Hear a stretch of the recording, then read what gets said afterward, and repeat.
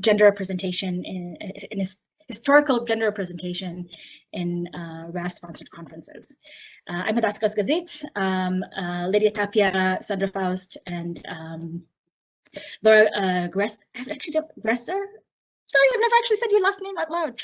Are going to be, we're all involved in this endeavor, but the person who's going to present is going to be Laura, who's a research engineer at in the robotics research group at Google, and she is the person who did an amazing job in analyzing all the data and writing the report that is going to be published in the Robotics and Automation magazine this month. And yeah, and we're basically, I mean, there's not a lot of people here. We very much appreciate questions and comments along the way. So, but we're definitely going to let Laura present the amazing work that she's done. Go ahead, Laura. Great. Thank you for such a nice introduction, Hadas. Well, I am delighted to be here. Thank you very much for inviting me. And I'm really excited to spend today talking about this project. The first thing I just want to check, I do have a presentation. Is it possible for me to present that to everybody?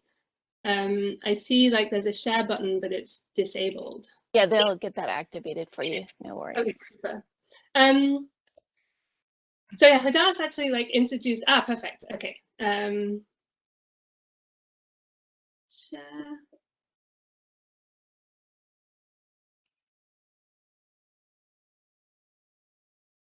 So I'm just trying to share my screen at the moment, and so I just want to check if you see it. Okay, yeah. Great. It means that actually everybody else has disappeared, but that's fine. So I can just, okay, perfect. Great. Super. Okay, so now that this is set up, just 1 second while I start off the presentation. Can you still see this? It says it's loading. It's still loading, yes. Okay, I guess I have my computer's pretty slow. So while it's loading, yeah, I am really excited to talk about this project. And the project is, I worked on it with Sandra, Hadas, Lydia, and Graesser. And it started over 2 years ago. And it started, I believe, with this committee setting out to understand one aspect of representation in the robotics community.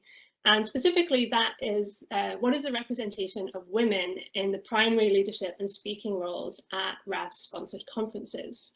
And 2 years later, it's been a really amazing project to participate in. And what has come out of it is firstly a data set, which I'll talk about first because that's the foundation on which everything else was built. And then I'd like to spend a little bit of time talking about the highlights from the article that will be published this month. And then finally, I'm going to just briefly give an overview of two of the other artifacts, so the anonymized dataset, which we're releasing, and the supplementary materials, which just contain a lot of detailed analysis. And as Hadas mentioned, if you have any questions along the way, please feel free to ask. I'd love to have a discussion about any of these, anything that comes up. So yes, please feel free to jump in. So the starting point is, of course, the data set, which didn't exist before this project. So in order to try and understand the representation of women, this group decided to invest a significant amount of time in trying to collect quite a granular data set, looking at 11 conferences, so the 10 fully RAS-sponsored conferences plus ICRA, over a course of 17 years, so 2002 to 2018. And what did we gather? So for the leadership and leading speaking roles, so plenary speakers, keynote speakers, general chairs, program chairs, and workshop chairs, for every individual that held a role, such a role at every conference for every year, their name, their perceived gender, the institution that they were affiliated with at the time of the conference, the time since degree, And of course, the position they held was recorded. And this amounts to over 2,500 individual data points. Then this data is aggregated up to give a conference view, which is 143 data points. And you might wonder, why on earth am I just giving you all this detail about the numbers? But it's to try and paint a picture of just how much work this was. Because in order to gather it, we needed to go to first every conference website to try and get a list of all of the attendees. And then we spent significant time trying to identify the perceived gender based on a number of external signals available. So first names, pronouns, if available in bios, articles, and images. And so this involved a lot of manual work, over 500 hours to collect the data between June and December 2019. And then roughly 250 hours to analyze and write this up between April last year and roughly now. And so we are releasing the anonymized version of this data set so that it is available. But the other kind of takeaway from all of this is that this type of information is really valuable, and it's not sustainable to do it or to gather it in this way. And so we recommended that this type of information conferences should collect and report as just part of the responsibilities of the organizing committee in the future. And so this is something that we really hope will happen.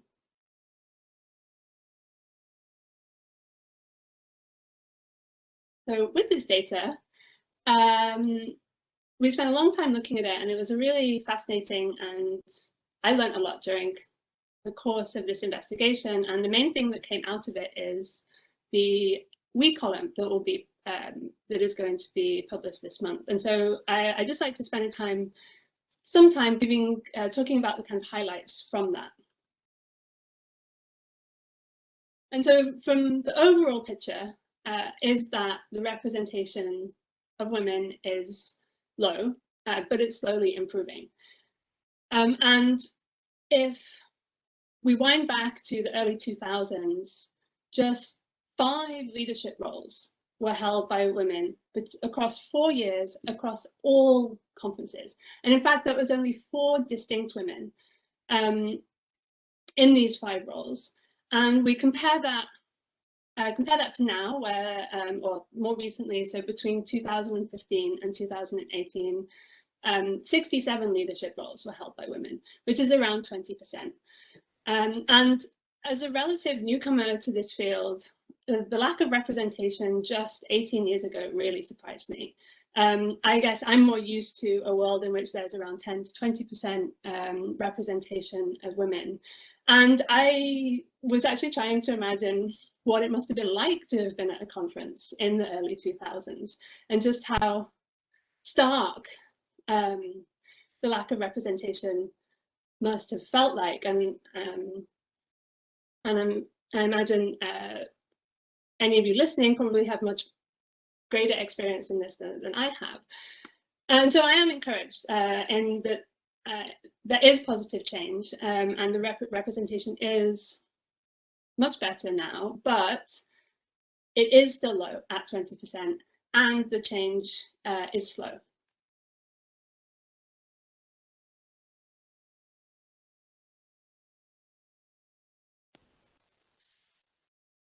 So not only is representation of women still low at around 20%, but only a very small pool of women have actually held these leadership roles historically. And just to paint a concrete picture, just 25 different women held a general chair role between 2002 to 2018 across all of these conferences, compared to 158 different men. Or to look at the plenary speaker role, there are just 38 different women that held this role, compared to 311 different men. And for some reason, these numbers are just they really very striking to me. For me, they just really bring this bring this sort of finding about the kind of low representation of women to life for me. And there's also a pretty interesting story behind why we even looked at this in the first place.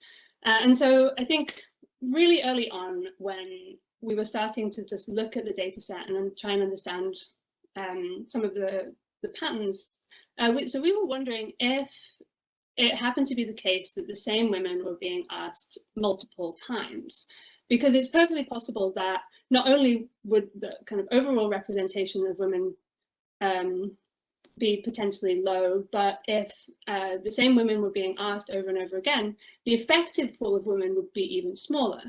And so this was what motivated us to look at the number of unique individuals that held these roles. And it was interesting to find that, at least for these leading roles, it does not appear to be the case. Women are not typically asked many times to hold these roles. But that's not true in general. It is true that the same people, and often men, tend to get asked repeatedly. So this was a surprising finding in the data. And just to paint, again, a more concrete picture, for example, 3 men were held general chair roles 5 or more times over the same period, and 3 other men held program chair roles 6 or more times over the same period. And so this led to 2 very clear recommendations from us. The first being that we should make an effort to expand the pool of women being asked to fill these roles or to hold these roles by utilizing resource lists. And secondly, we should try and be mindful of how many times someone has held a role when asking.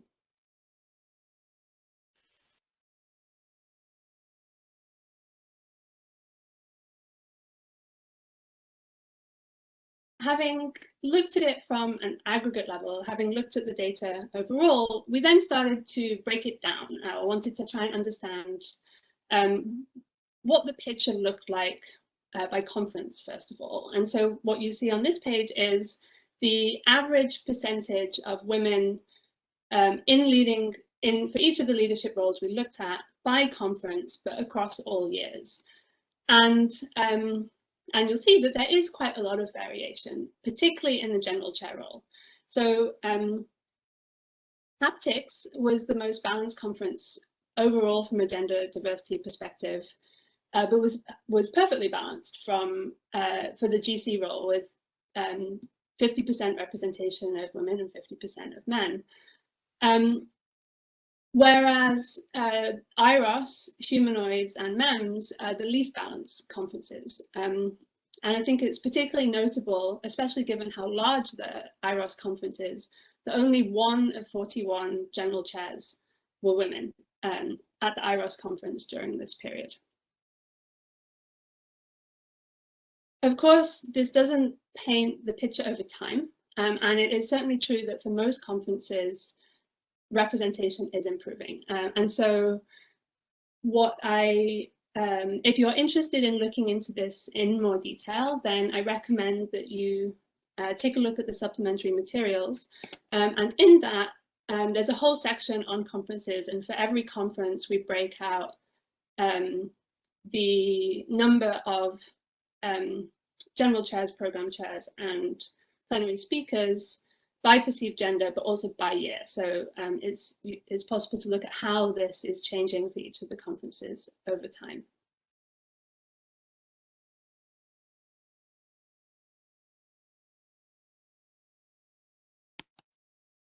As well as looking into it by conference, we were also curious whether there was any variation by conference location, and certainly found that to be true. I mean, there's certainly quite a lot of variation by conference location.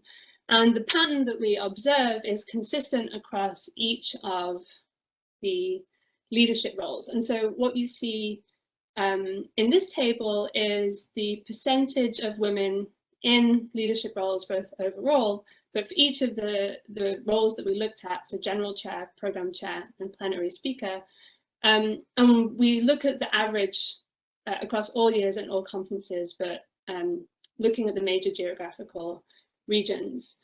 And so what we see is that the conferences that are held in the Americas are the most gender balanced, whilst those that are held in Asia are the least. And just to give a particular example, let's look at the general chair role.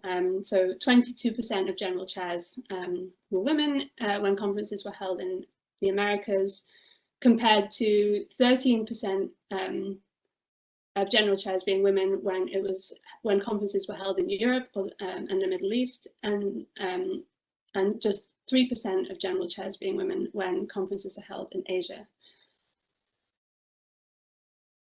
And one thing I also wanted to mention is one of the things we did when looking at the data is we often split out the 3 largest conferences. So that's ICRA, IRAS, and CASE. Because they're so large, we wanted to see if there are any like particular trends or differences, and so we often looked at this as well as the conferences overall. And I think in this case we found something particularly striking, which is these 3 largest conferences have never had a female general chair for an Asia meeting. And so this led to another of our recommendations, which is to consider appointing a female general chair to ICRA, IRAS, and or CASE when it is held in Asia. And similarly to the breakdown to the previous slide, if you're interested in looking at this in more detail, we provide the country level data by year in the supplementary materials for each of the 22 countries for which a conference was held, or in which a conference was held during this time period. You have a question, Laura. Oh, great. Hadas just answered it in the chat. Okay, yeah, unfortunately I can't see any of the questions, but no, you're good. I was going to pull it up for you, just so everybody sees, because the chat's a little difficult. Have you had a look at conferences like HRI with topics like social interaction? There might be more women in general and in leadership roles. Hadas is correct. We only looked at RAS-supported conferences. So that was the ones at the beginning. Yeah, HRI is ACM, is affiliated with ACM. But I think one of the things that I think we hope that would come out of this project is a template, so to speak, in order to go and look at to do this type of analysis at other conferences. And I would love to find out that it's the case that other conferences have more balance in the gender representation. But yeah, we're hoping that this is a sort of toolkit, so to speak, that, and so that's one reason why we're releasing the data set along with the supplementary materials, along with the belief that it's important to be as transparent as possible about this information. And then you have another question. Will the slides be available somewhere? So a recording will be available, and I do believe we can post the slides with the supplemental. Is that, you're okay with that, Laura? Okay, thanks. Yes.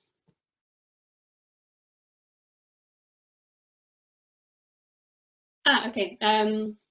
So the last chart that I wanted to talk about from the article, I think for me, really emphasizes one reason why representation really matters, and that's because the people in leading roles influence representation in other roles. And so what we see from this data is that the representation of women improved in the general chair role first across these conferences, and then in the program chair and plenary speaker roles after a lag.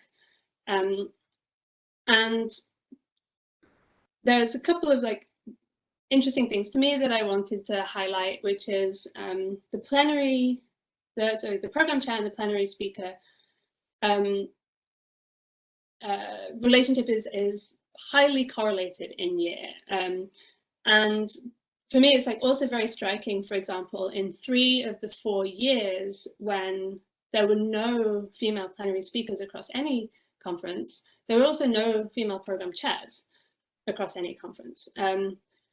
And more positively, in 4 of the 5 years in which there were more than 10% female program chairs, there were also more than 10% female plenary speakers. And I remember we spent like a lot of time talking about like what this data means, and we are looking into this further. But I think our hypothesis is what's happening here is that the general chairs have the opportunity to choose program chairs, who in turn have the opportunity to influence speaker competition. And so as the general chair, as the gender diversity of general chairs increase, that has this positive cascading effect into the other roles. And Lydia, I wanted to ask if there's anything you wanted to add here, because I remember we've talked about this quite a lot. Definitely. No, I was just responding to the Q&A because there's a question that the all women ICRA was in 2015. The discussions for this started in 2012. We're looking into the history of some of these bumps in the numbers, bumps and decreases, I guess increases and decreases. And what we're seeing is that when discussions started in 2012, probably some of that was spurred on by seeing this low involvement of women that year. That's when the idea started for the all women run ICRA in 2015. It didn't get approved that year, but discussions started, and then it started coming together in the subsequent 2013 and 2014 after that. That was pretty exciting for those organizers. They also saw the decrease in women involvement the year after, which was pretty disappointing to those that had worked really hard. But it was nice for them now to also see that it is now continuing to increase after that as well. So it was like a pretty revolutionary idea at the time, and there's a bit of opposition towards it. And so it's nice to see that a big push, and it wasn't by a lot of people, it was a few individuals, really has made this large increase in recent years that we are now getting to appreciate.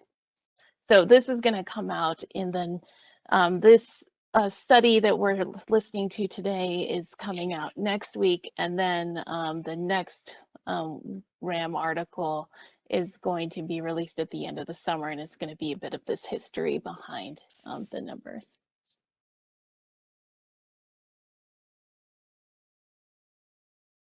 Great, thank you, Lydia. Well, thanks, Laura. This is great. It's fun.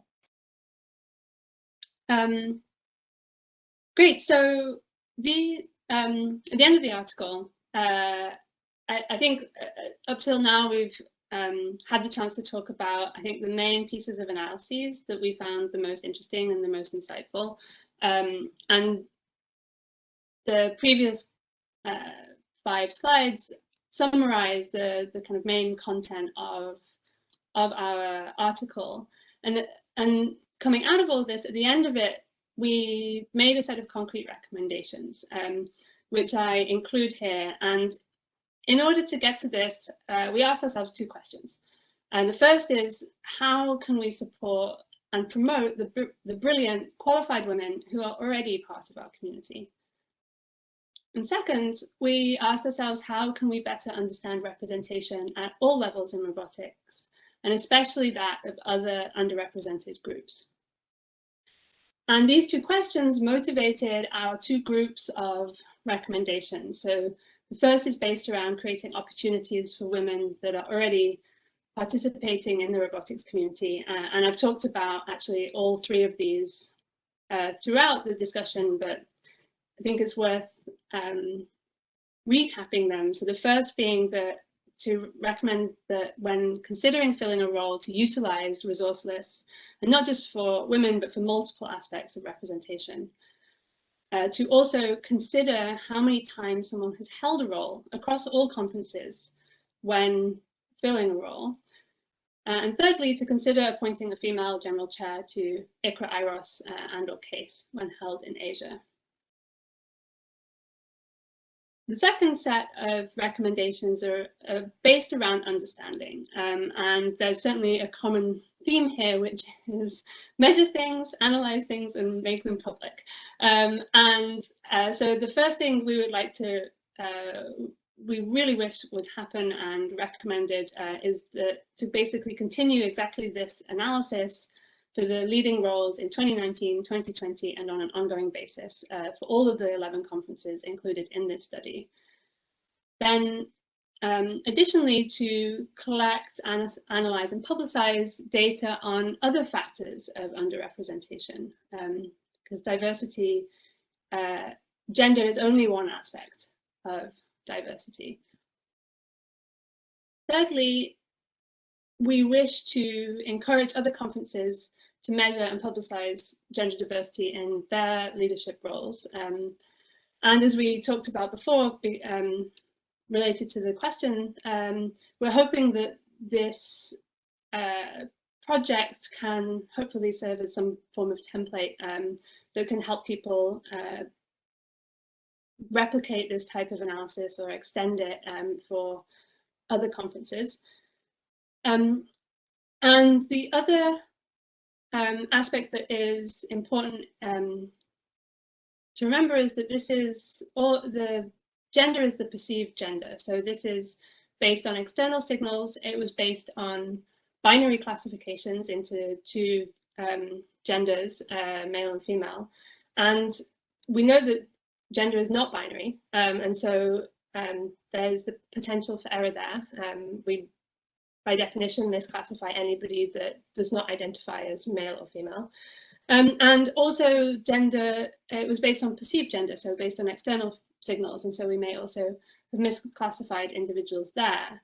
And so this is where this next recommendation comes from, which is to encourage conferences to collect self-reported gender for all roles on the OC. Then finally, we would like to expand data collection to the less visible and prestigious roles and to analyze the gender diversity of these roles. And the hypothesis driving this is that, or at least we're curious to find out if women are being asked to repeatedly serve or to be relatively overrepresented, so to speak, in the less visible and prestigious roles. We don't know, but we would like to find out if that's the case. So that's what motivates this last recommendation. I'm also particularly excited because this project is already starting to have an impact. And we had the opportunity to present a summary of our findings to all of the RAS boards at IRAS 2020. So that was late October last year. And each board, having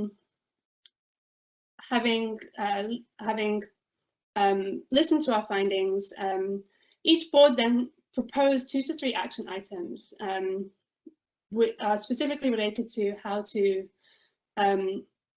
support and improve gender diversity in robotics, and those were then presented to the RAS AdCom.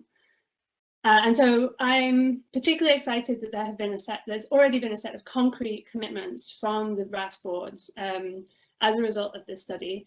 And so I just wanted to spend a few minutes just talking through what has been agreed to for each of the 6 RAS boards. So starting out with CAB, which is the Conference Activities Board. So now every team that submits an application for conference sponsorship needs to provide textual descriptions of diversity, and not just limited to gender diversity, but also geography, academia, and industry of all the team members. And second, it needs to provide descriptions of gender diversity in the invited speakers. The EPSB, which is the Electronic Products and Services Board, has committed to designing and implementing a new RAS webpage, which presents the activities of diversity and inclusion actions from RAS and the RAS board, so making those public, And it is also committed to putting diversity and inclusion at the center of its social media ambassador program. The IAB, which is the Industrial Activities Board, made 3 commitments. The first is to engage female leaders as judges, organizers, and speakers in non-conference venues. In the midterm, to invest in mentorship for early career future leaders, and in the long term, to sponsor educational activities that engage female students before stereotypes are set. The Member Activities Board, MAB, will continue to expand its data collection activities regarding the participation and representation of women and other underrepresented groups in robotics and in RAS activities. So this is, I think, really a continuation of the work that got started with this project. So I'm very excited about this. And also excited that they've committed to openly sharing the results with the RAS community in reports and on their website. And they're also committed to making the new developing countries faculty exchange program a success. The Publication Activities Board, PAB, will look into the question of whether to make publication double blind to reduce implicit bias at review time, or if at least not that, to remove first names and just use initials in papers. And they will also investigate methods to systematically collect data on gender. Finally, TAB, the Technical Activities Board, has committed to every TC reporting on the percentage of women in leadership positions. And every TC has agreed to create a list of diverse members in their field of interest who are willing to serve leading roles at our conferences, in our publications, and at our outreach events. So yeah, I'm very excited about this and looking forward to hearing about how this develops. And with that, that brings me to the end of the discussion about the main artifact, which is the article from this project, and our main findings and recommendations, and what it's been doing so far. And so I wanted to end the presentation by talking just a little bit, or giving a little preview of the 2 other artifacts, which is the dataset, which we are releasing, and the supplementary materials. So first, the anonymized dataset. This contains basically 2 main sheets. The first is a conference level summary. And so this data contains the conference name, year, location, the IEEE region, and also the source of the data. And it includes aggregate counts of the organizing committee, SPC, the general chair, program chair, workshop chairs, plenary speakers, and keynote speakers, both overall and the number of women that held those roles.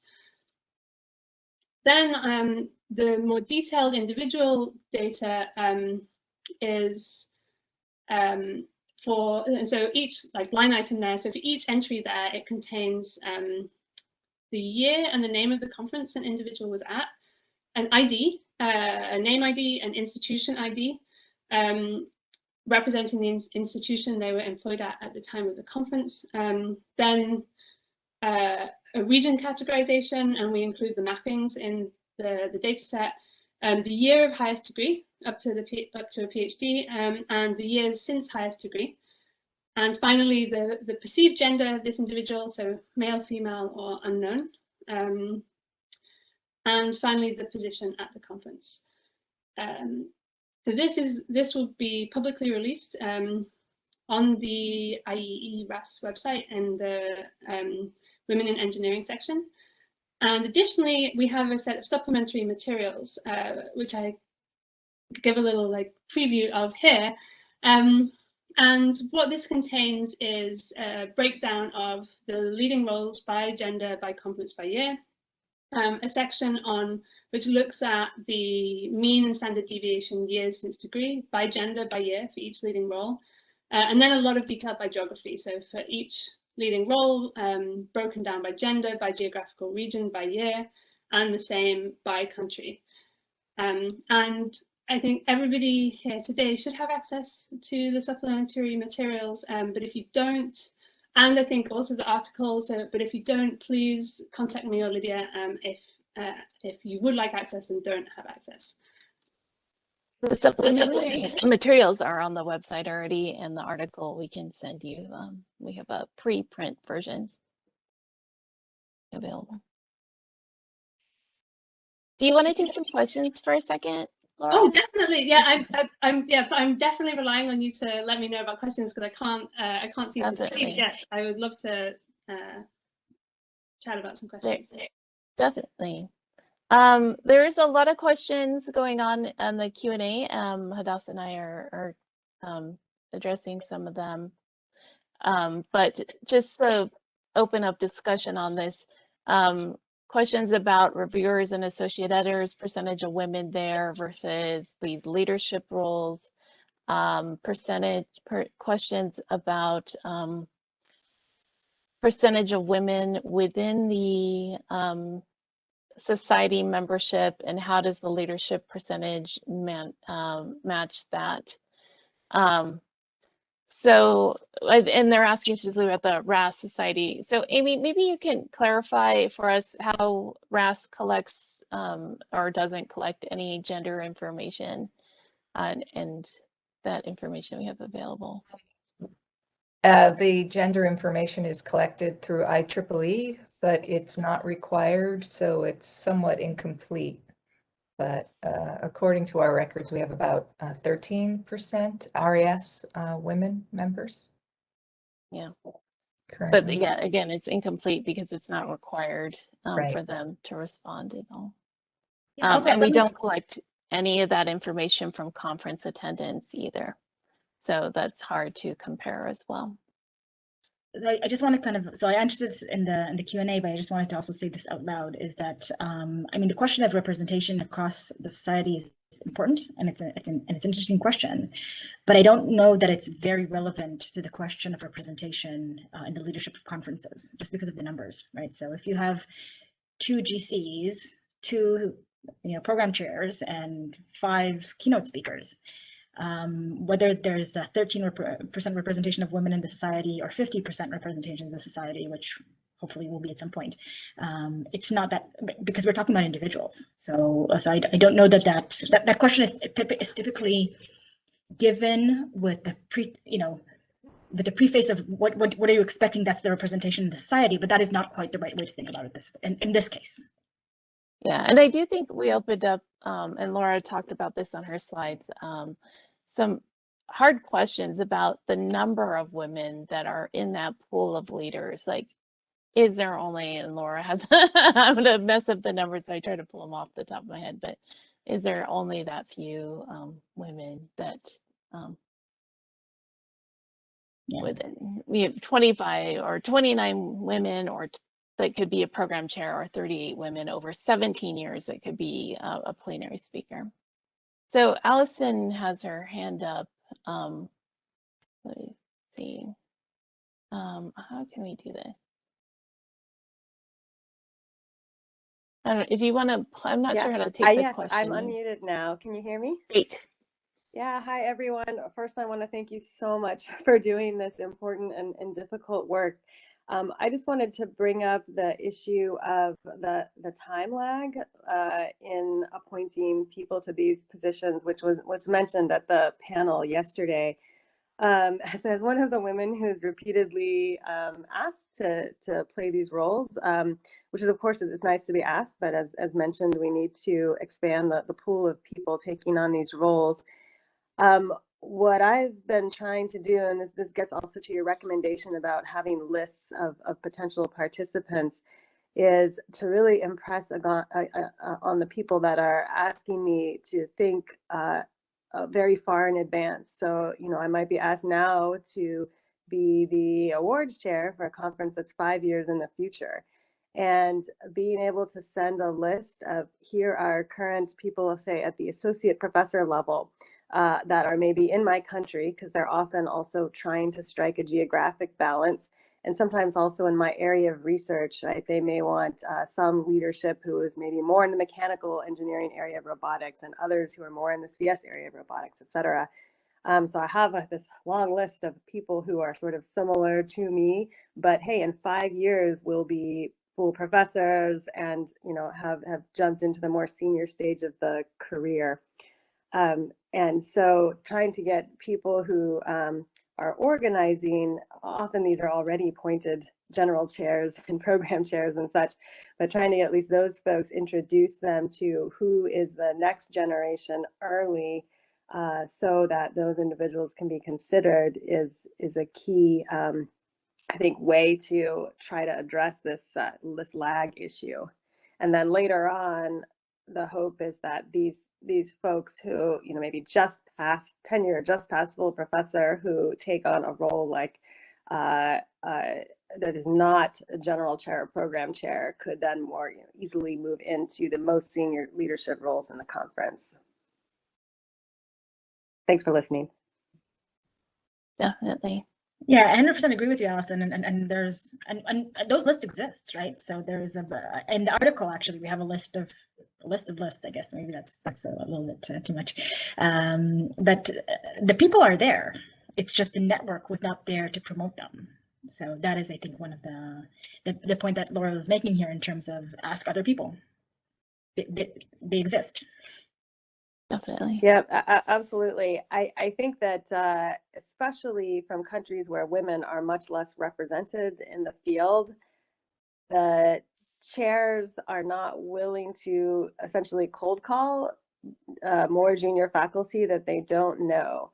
So, you know, while ideally it should not be the responsibility of those of us who are more senior, I find myself repeatedly being the one that has to make the recommendation. But the lists really help because they help me make the recommendations so that these general chairs can be more confident that, you know, this is actually coming from a personal recommendation and not someone that just got added to a list.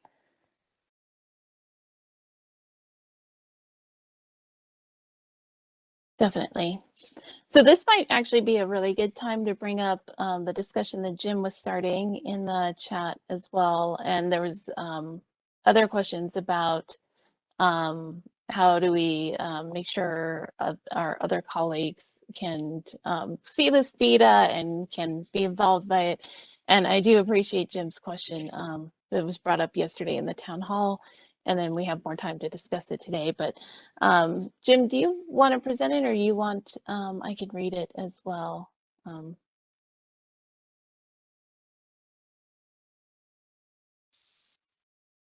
I can go ahead and do that. So Jim was saying that he's a general chair for 2023. So exciting for IROS, where it is one of the poorest conferences in terms of representation, and we can. Laura has that in the supplemental data as well. I think Jim just got promoted, so if you want to bring up the discussion, but while we look up the IROS data, that might be helpful to the discussion as well. So if you want to unmute Jim, we can kick off your discussion.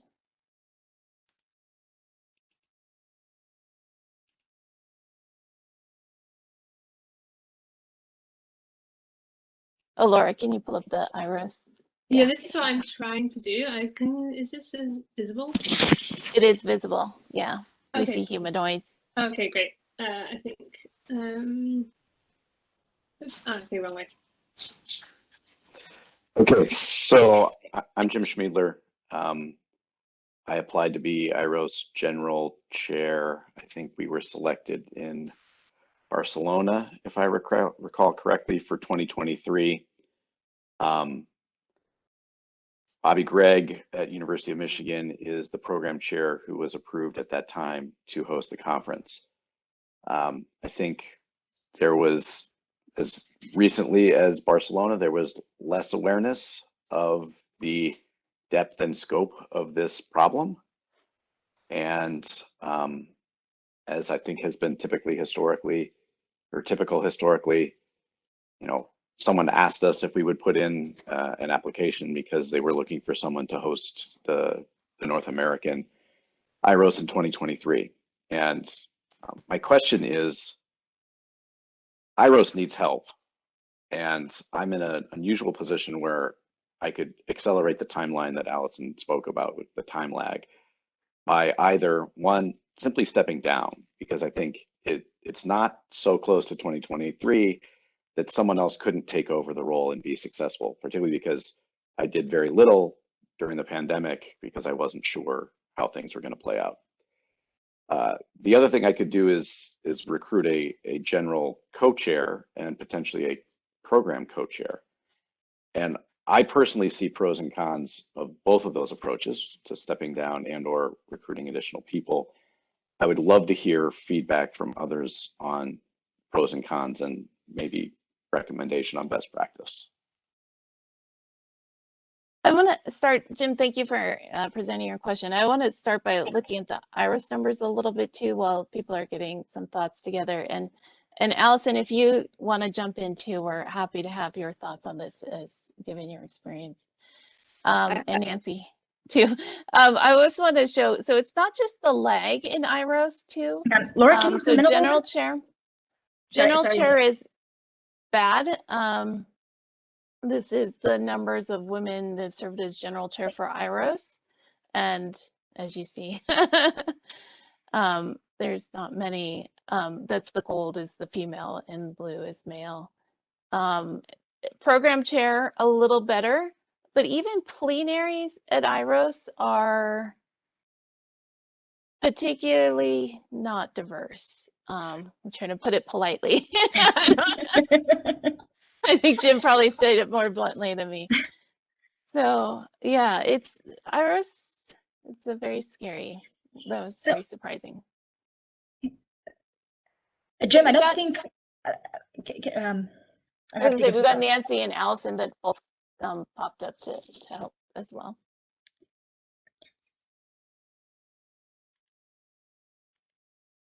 This is Allison. I'd like to briefly comment on the co-general chair aspect. So I'm not quite sure how I feel about it, but I actually am signed on now to be co-general chair of IRAS 2022 in Kyoto. And really, because that work had to start already, the only way I could have said yes to that, because of my other roles, like the Robotics Nomination Letters, which just finished, was to be co-general chair. Like, I just wouldn't have had the time to be general chair. I know this isn't helping the issue of bringing new women into the fold, but I've not yet been a program chair or general chair of a conference, so I said yes to this one. So I think the co-general chair can be a solution, and someone who's in that role could then both have the credibility and the confidence, and maybe later plan for and have the time to just be the sole general chair. But at the same time, I'm a little concerned about the sort of inflation of the number of conference organizers. The thing that actually concerns me the most is there's now this habit of having a bunch of honorary general chairs, which I honestly do not know what this is for. As far as I can tell, it's the conference organizers' buddies who are, I'm assuming, getting some kind of free ticket to the conference. And I just don't understand the purpose of that. That seems just completely unnecessary. But the co-general chairs, as opposed to honorary general chairs, seems like it could be a reasonable strategy. Can I add? I think so, Jim, I don't think that you stepping. I mean, you put a lot of work into it already. There's the point of this report and information gathering and all that is not to shame white men into not doing stuff. Not at all. We really appreciate your work and everything. I think co-chair would be great as long as it's really a co-chair, right? As it's someone who really shares the responsibility, really shares the vision, really will work equally to you. So adding someone just to show a female face or whatever, any other underrepresented group, and being more of a token, that I would really worry about, because I think that is not good. But I don't think that's what you're implying. But if it's someone who brings in their perspective and make change and inspires change in the conference, I think that's actually a great idea. So if you scroll down to the plenary speakers, the idea that you're already thinking on this, Jim, means that you could make a big difference even on this plenary speaker chart. That's what is a little scary, because this plenaries were these bumps in 2016. These were individual people saying, we're not being very diverse at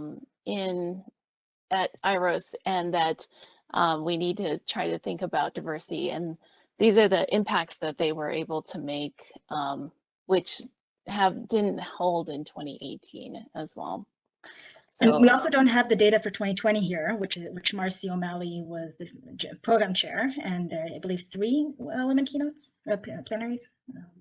I don't have the numbers in my head. There were more, exactly. I think it got better, but it's, yeah, I think that's what I'm saying, that he could make a big difference just by thinking about it at this level as well too, and making sure the program chair was aware and was going to be involved in this as well.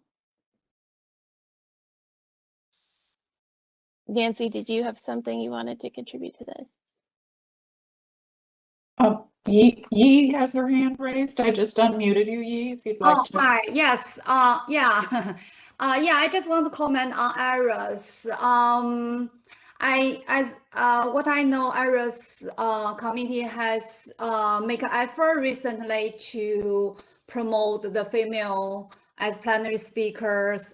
So, for example, IRAS 2020. Paul was the general chair, and Marcy, yeah, you just mentioned, and actually, yeah, from the beginning, Paul has been push all the plenary female. So I think that's has been implemented, and I was asked to be the program chair for IRAS 2026, 5 years from now. I mean, it's still proposal, hasn't been approved, and I mean, it's they propose in China, and they are trying to get a target of 50% of representation in the OC, but you know, they find the difficulties. Some difficulty is as what Lydia and Alison mentioned. You know, they for this leadership role, they want you know, they need to trust a person and see the experience, and you know, they don't find so many. So I think it's a good trend, and it's a process. We won't see the numbers jumped just you know, suddenly, but it's a process. And I really appreciate the work you have done on this to promote the visibility. You know, I try to get the list, refer to the list. I know the list shared by several people, the web list of all the female in America, but not, I don't have many lists for female robotics in Europe or in Asia. So if some attendees have those, please share it with us. Yeah, that's my comments. And also, if anybody want to volunteer for IRAS OC, yeah, please send me email, and I can recommend to different OC committees.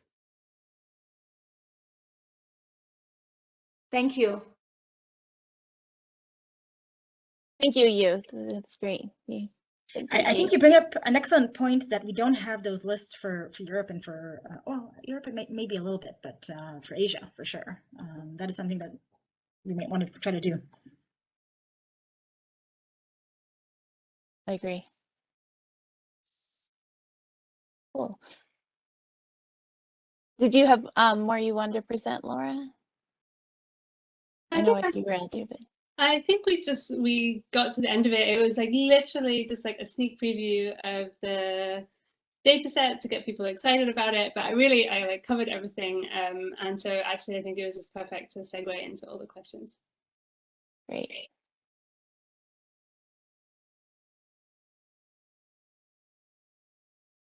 So Daniel had a question to the panel, just how do we communicate these recommendations? Oh, sorry, it's just the panel.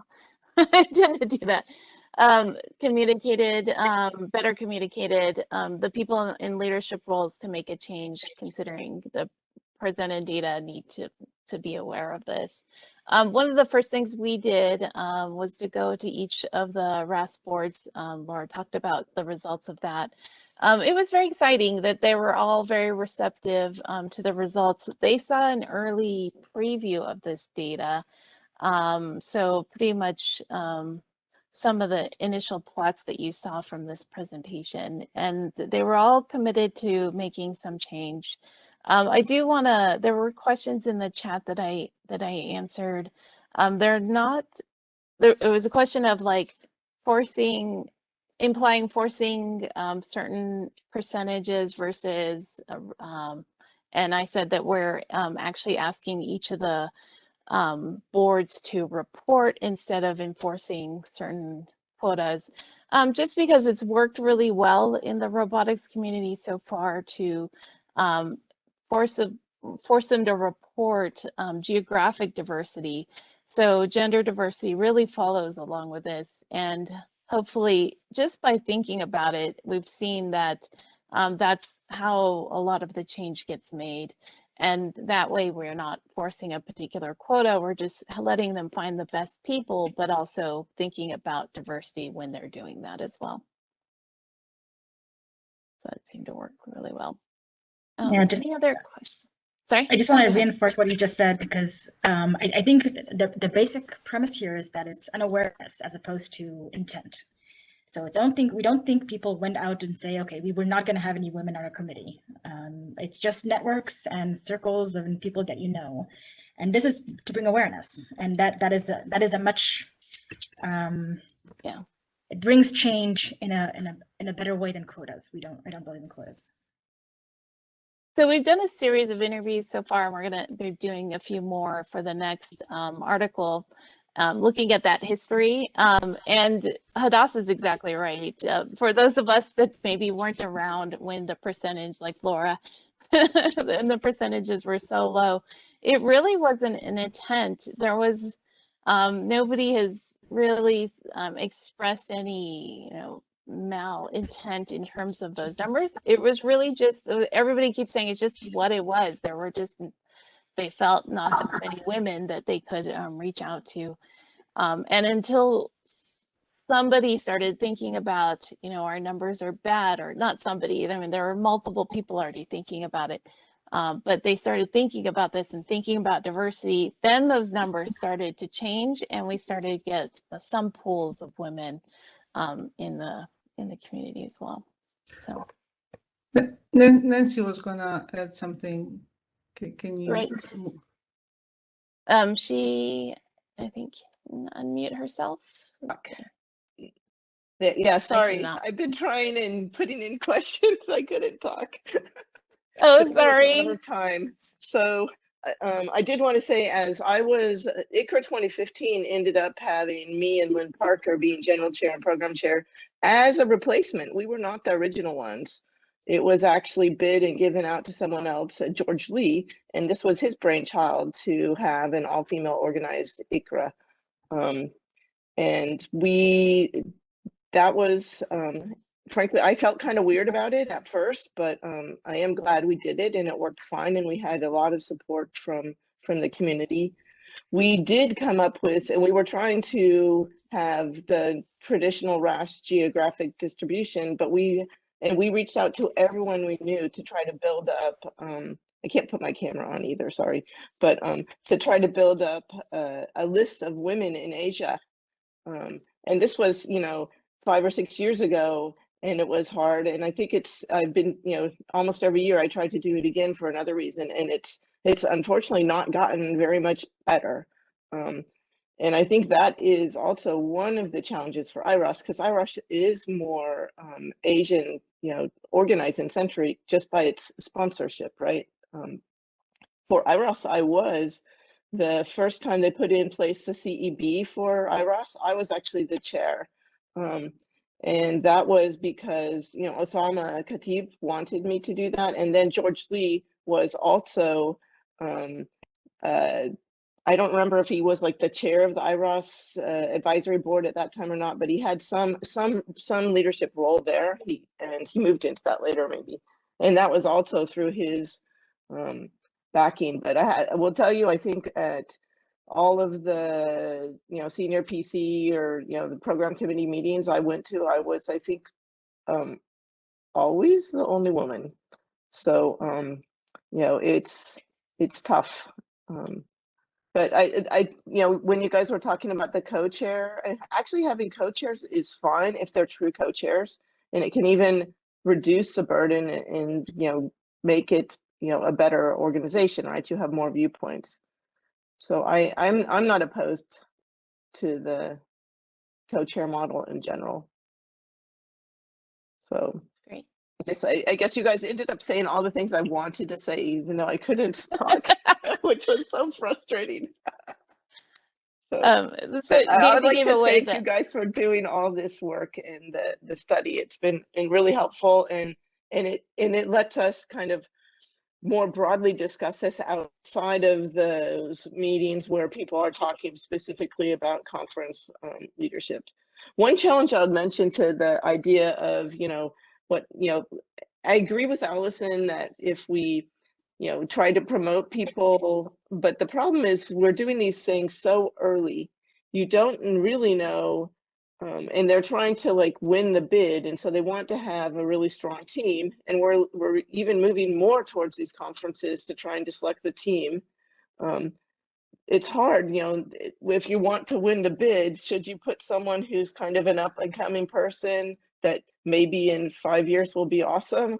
Or do you put that person who already everyone knows and they're going to go, oh, wow, you have Allison Okamura on your organizing committee. So it's hard, right? So I think another thing we should try to push for is that they should not have to fix all these roles so far in advance. I do agree that that was one of the, it's one of the challenges, I think, for this as well. And thank you, Nancy. I do. Then we were in Allison, and we're going into the history. It's amazing all the things that you guys did to really even get us to this point where Laura and I and Sandra and Hadas can all say this is, we don't even know what it was like back then. So this is better. For us. Yeah, I'd like to also add my thanks, because the data collection was actually funded by the AdCom, and that was Nancy pushing, putting the proposal in, and Nancy and Sandra and Lydia. So that the data collection would not have happened without that. So. Well, it was supported by the whole executive, all the president and all the VPs, and it came out of MAB, so it was strongly supported. I think they were, well, I don't think anyone was really surprised, but I think it's still, once you have it, it's there. Yeah, and by the way, I've collected, I have some money left, so now I have also the data for the technical committee leadership and for the fellows. Did not analyze it yet, but I have the data. Great.